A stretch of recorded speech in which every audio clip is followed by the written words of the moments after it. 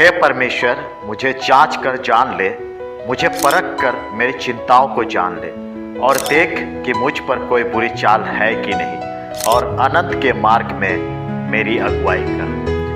भजन 139, 23 और 24 पद। आज बहुतायत से लोग अपने जीवन के उपलब्धियों के लिए प्रार्थना करते हैं। किसी को कार चाहिए, किसी को जॉब चाहिए, किसी को फाइनेंशियल फ्रीडम चाहिए, किसी को कैरियर में सक्सेस चाहिए, वगैरह वगैरह। प्रियो, राजा दाऊद एक विशेष प्रार्थना को करता है। वो परमेश्वर के सामने कहता है कि हे परमेश्वर, मुझे जांच कर जान ले कि मेरे अंदर कोई बुरी चाल तो नहीं। वो अपने अंदर के डर को, ईर्ष्या को, लालच को, उस बुरी भावनाओं के बारे में परमेश्वर के सामने अपनी बातों को रखता है और इसके विषय वो प्रार्थना करता है कि प्रभु, हे परमेश्वर, मुझे जांच ले कि कहीं मेरे जीवन में ऐसी बातें तो नहीं है और मुझे अनंत के मार्ग में मेरी अगुवाई कर। सचमुच प्रियो, ये बहुत गंभीर प्रार्थना है।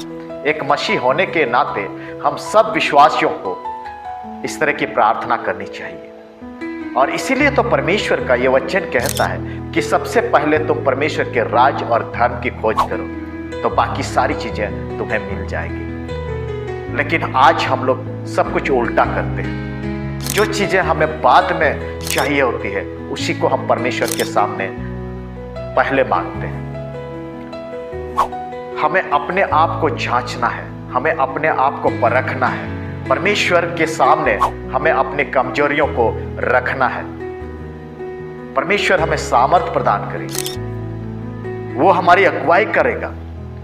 और परमेश्वर जब आपकी अगुवाई करता है, जब आपको वो राह दिखाता है, जब वो आपको आत्मा में होकर के प्रकाशन देता है, तो प्रियो, वो आपके जीवन के भले के लिए, आपके जीवन के बड़ी उपलब्धियों के लिए होता है। इसीलिए परमेश्वर के सामने सबसे पहले हम अपने भावनाओं को लेकर के आए, हम अपने इमोशन को लेकर के आए और परमेश्वर से कहे कि प्रभु, तू मुझे जांच, मुझे देख, मुझे पहचान कि कोई ऐसी बात मेरे जीवन में तो नहीं है जिससे मैं तुझे दुख पहुंचाऊं, जिससे मैं अपने जीवन के लिए मैं खुद ही दुश्मन बन जाऊं।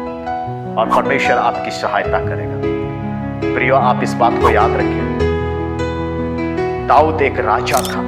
एक राजा होकर के वो अपने आप को नम्र करता है, दीन करता है और परमेश्वर के सामने लाता है और कहता है कि मुझे जांच और परख।